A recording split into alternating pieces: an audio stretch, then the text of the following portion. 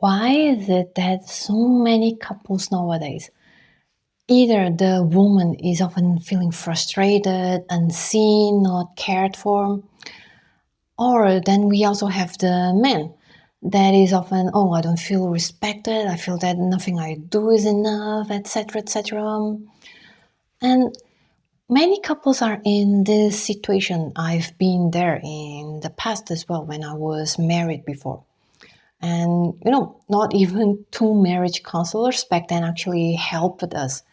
But actually, what I realized is that not only this problem is actually quite common, but the reason it is so hard to change the dynamics, because first, we don't really know what we can do to change the dynamics. So we actually read a lot of books, the non-violent communication, the I statements, etc., etc. But then these are actually not very helpful and deep, because one thing I can tell you that if you are using I statements, thinking that you're being honest, but your energy is like, oh, I feel that you don't wash the dishes, I feel that it's always the same, and then I feel so frustrated about it, I feel so frustrated by the lack of taking care of the dishes, like they are not taken care of, and it's always failing, etc. So if you're still having this energy, and of course I'm exaggerating a bit because usually people might be like more contained but you can feel their frustration really. So if you're using this kind of communication, then there is even more resistance from the other person. And then the other reason why it's often not working out for couples is that both people, they are so used to respond and even react to each other in a certain manner that, for example, every time a woman needs to address something with a man, she already goes there with an energy, oh, here we go again. He probably won't listen, and I will have to explain it to him again. And then the man, upon hearing, oh, we need to talk about this, his brain might already be, oh, here we go again, trouble, and oh, she's always the same, not giving me peace, and now we are going to fight again. So you see, their brains are already so used to arguing with each other that is their energy, that when one talks to the other about something, they are already bickering, really, the butting heads. So what I would recommend, and I actually learned a lot after my divorce and then my next relationship experience, really. I learned a lot on how we can actually change this dynamic. And it's not really by, talking about things, because talking about things can be important in a relationship because we need honesty, right? But when the foundation is already shaky, there's not really much of a loving foundation there. It's like the ambience is already tense. Anyone trying to talk about things while not knowing also how to talk about things in a way that creates more connection and not, friction, then talking about things won't really help. It will just worsen and worsen and worsen the situations. And when I was married before, the marriage counselors, they often were like, oh, what did you argue the last time? And then we talked about it. And then, of course, our feelings were already like this. And then the counselors, they usually say, oh, you could have said this, he might have felt that, and etc., etc. And then neither people, they were actually very open, to talk or even change or to even, understand the other person's side. Because when both sides are resentful, feeling that their needs are not met, then anyone asking them to be more understanding of the other side won't really work. Because if I am angry with the other person for not understanding me, for not taking care of my needs, then me having to do that for the other person, I was like, you know what, I don't want to do that. How could you? Like you never tried to be understanding for me. Why do I do that? And of course, even without saying this out loud, it can be what we are thinking or feeling. So we need to first build the foundation of the relationship, because if this is the ambience, then, like, for example, if the air is filled with gas and we are lighting a match in the air, then explosion would happen, right? So we need to clear the air first and not having all this, gas around. And how we do that? We need to reestablish first the emotional safety. You need to learn how you can create this couple bubble first before you even talk about things. Because when you are able to have more emotional safety and you then eventually have more emotional connection, then you are more receptive towards each other. So there is this difference between two people who are really fed up with each other and who cannot stand each other, and then one of them tries to talk to the other person, and then this. But when two people, they are having a good connection already, like, oh hey honey, like, first one of the people, the one who expresses and brings an issue to talk with, this person would already be softer and more authentic and vulnerable in the way he or she brings up an issue. And then the other person would already also be more connected to the other person, so they are more open. Like, one person could be, hey honey, there is this issue that has been bothering me, and I know that you didn't mean it, but I would like to talk it with you and understand a little bit better. And then the other person would be like, hey, honey, what's happening? Yeah, let's talk about it. I don't want you to feel sad with anything. Yeah, let's address it, etc. So when there is emotional safety also, and why it is so important to have emotional safety is because when you don't really have emotional safety within a relationship, you feel like you have to defend yourself, defend your point, fend for yourself, fight for your needs and desires. It's because you might feel that the other person might not be paying attention. But an emotionally safe space is, that you might make mistakes in a relationship or even accidentally hurt each other. Or you might even feel that, okay, there is something that it's really vulnerable for me to share, and I'm afraid that I might be asking for too much.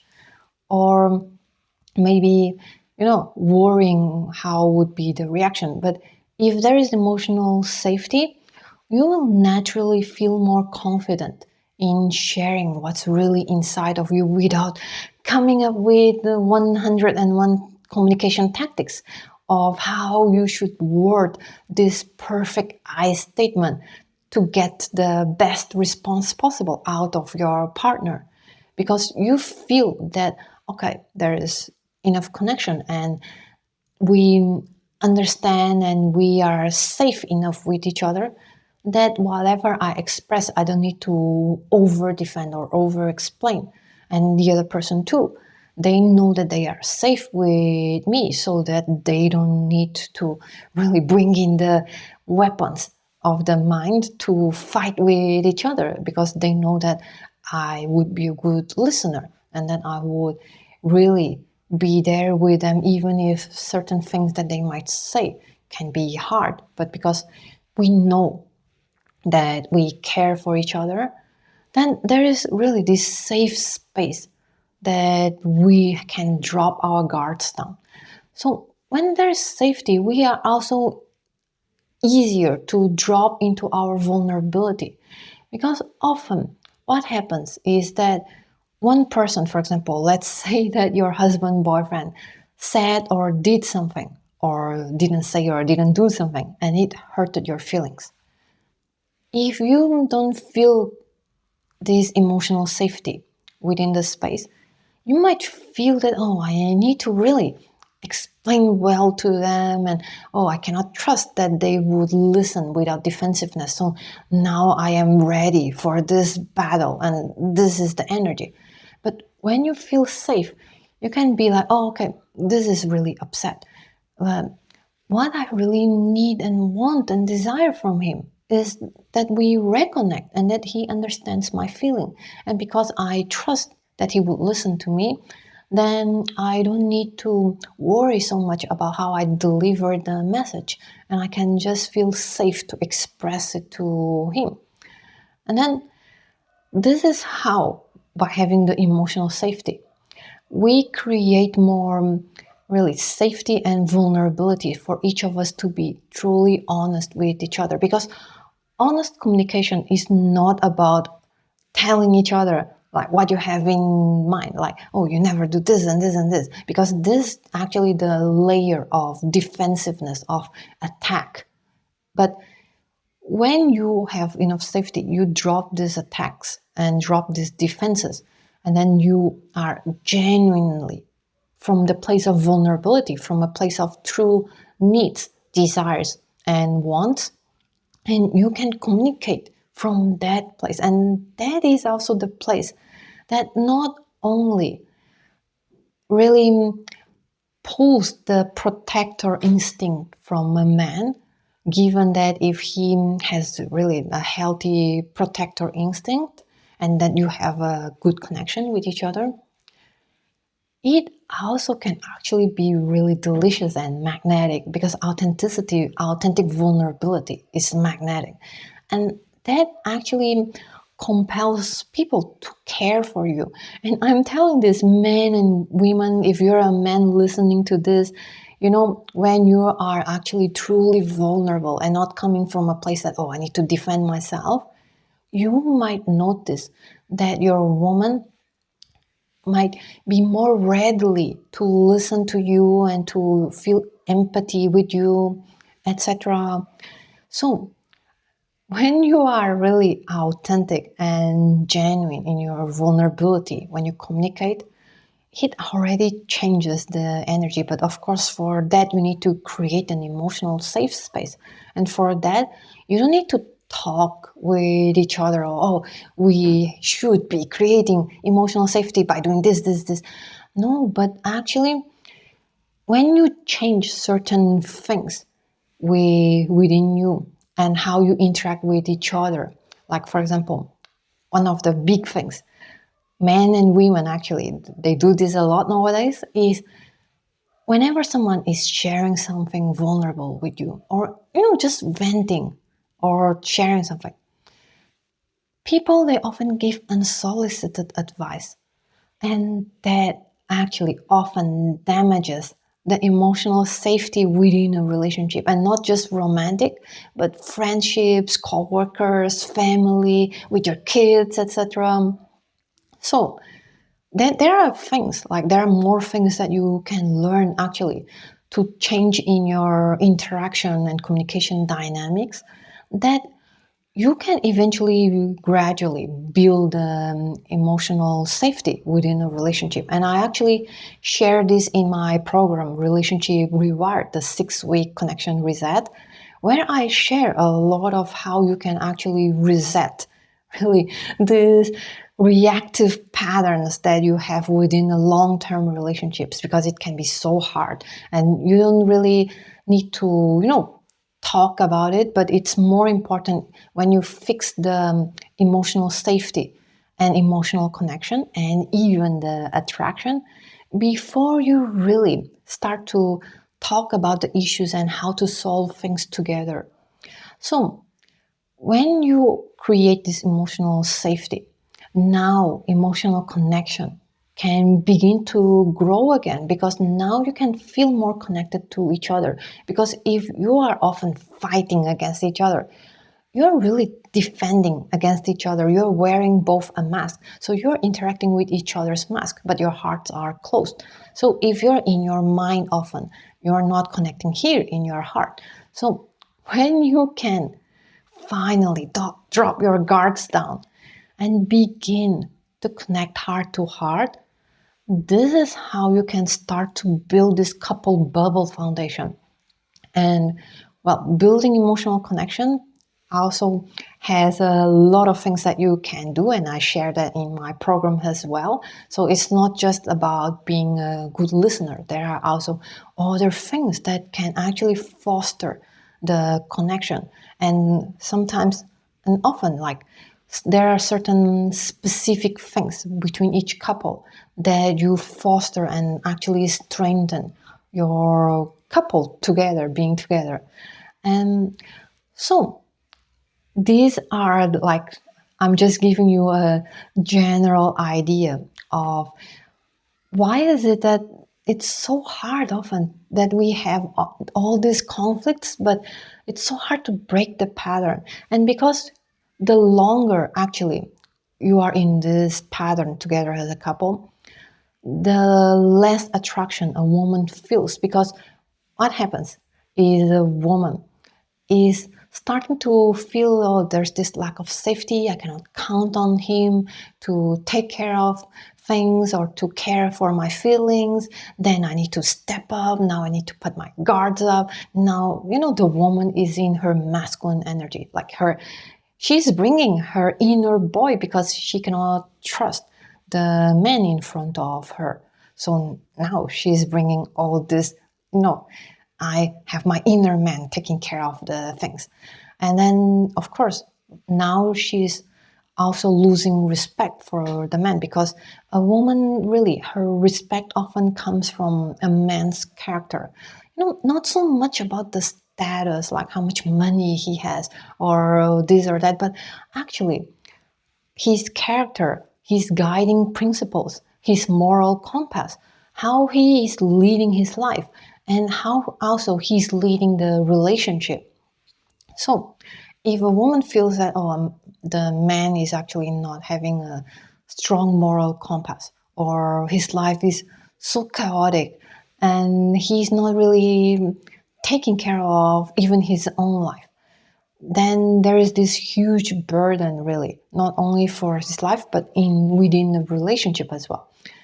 And then by her feeling that, I need to take care of the things because he's not taking care of the things in the way that I see it's reliable. Now she also feels this lack of safety. Now she feels that she has to step up even more.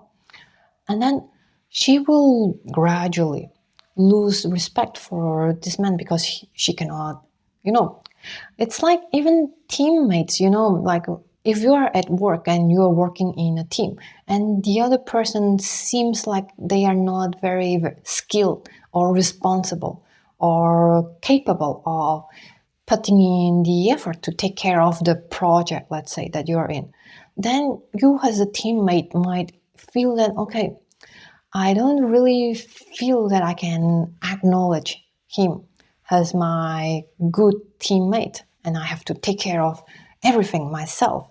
So it is hard, really, for a woman to be able to feel attracted to a man in the long term when this happens, because women also have this tendency that we often associate emotional connection with the physical attraction. So oftentimes a woman can only feel physical attraction, at least most of the time, when she is emotionally connected and feeling safe, that she can rely on a man, on his lead, for example.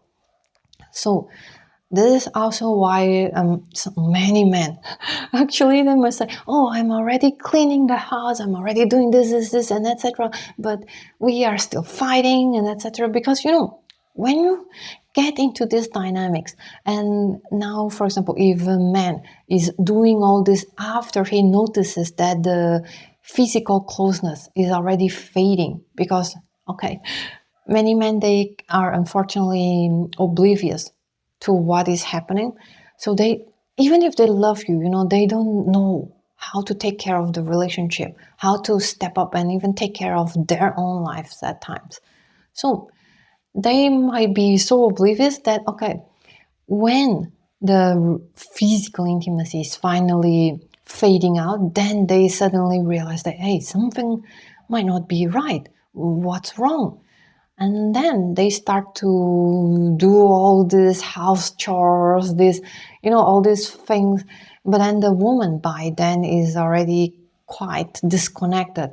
And then she might even feel that, oh, okay, he's doing this not because he genuinely cares for me, but because of the physical intimacy, which signals actually even less safety, because how can she count on a man that only seems to pay attention to her needs when his needs are not met, when there's no physical intimacy anymore?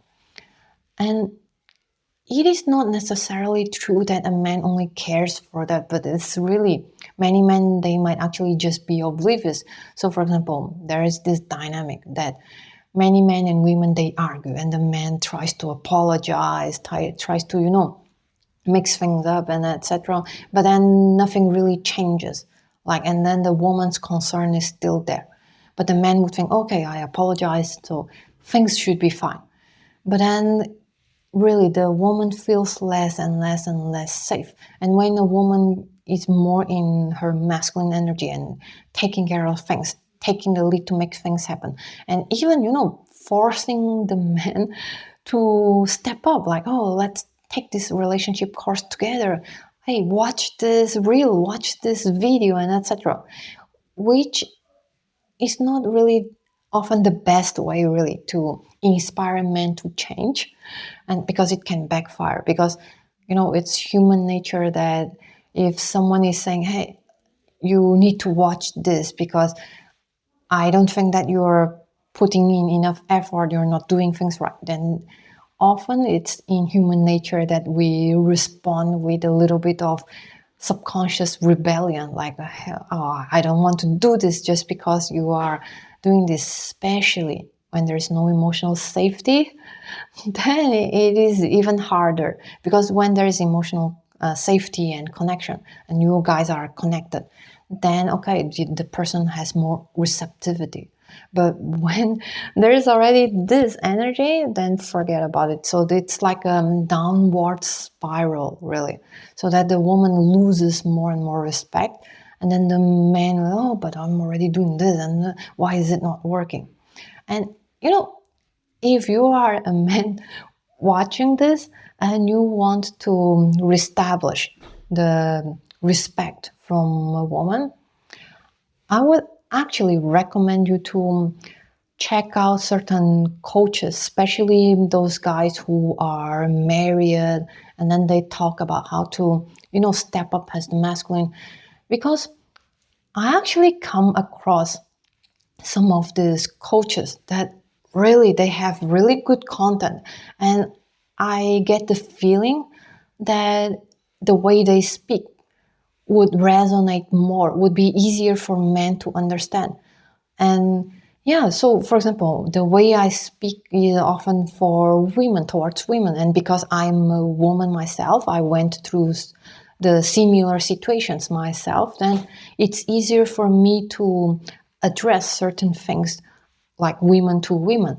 But if you are a man watching, there are actually a lot of good content. Well, just avoid the manosphere, the red pill content, because they are not really helpful at all. Don't watch this. They are equivalent of the women's pink pill, I think. What's called, the sugar baby contents.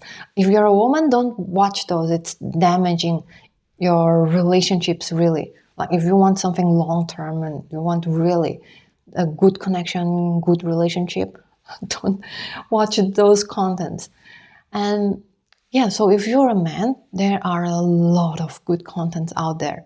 Check out for those guys who are married, who, have a stable relationship, and then they really share the tips and recommendations for how to have a sustainable long-term relationship. Because if you listen to those manosphere guys, and then those content that are for how to get a woman and all, you are not really learning the relational skills that are sustaining a genuine connection with long-term, like, reliability, viability, like sustainability. So yeah, so if you find this content useful, and if you're really struggling with this, I have the program, the Relationship Reward, the 6-week connection reset, where I teach how to actually, understand where each other comes from. Why is it so hard to harmonize this? And then what can you do as the foundation that can fix the emotional safety and then the emotional connection and even the bringing back the attraction within the relationship? And it's not really complicated stuff. It's really practical stuff that many of them, it's like I used it. I think all of them actually. Yeah, so I share really those things that I experienced myself and that really helped my relationships to get better and better. And of course, while you might not be able to fix everything right away, and for example, in my program, I set 6 weeks. So of course, it also depends on how fast or how more solid, for example, you want your foundation to be. But even after the 6 weeks, you can do these things that are actually fun and pleasurable and really helps you feel connected in your relationship in the daily life. Because I've been in this 14 years relationship before, in which 7 of them were marriage, and we just didn't marry earlier because I was still a college student. And I had this 14 years relationship, and then after that I had other relationships when I divorced. And I learned a lot about what it means to have a sustainable relationship. So I learned a lot from my mistakes as well. So what actually not to do and what actually helped me shift the dynamics really. So if you're really struggling, you can check that program out, the Relationship Reward. And if you are actually wanting to really go deeper with the communication skills, because that program is more about SOS. Really, you want to fix the foundations, and it's like you're tired of this disconnect or chronic fights, really. But if you want to go deeper, I also have the course, The Art of Feminine Communication and Influence, where I really teach the deeper dynamics of the masculine and feminine communication, how each other communicates usually, and where we usually come from, and how to bridge the gap.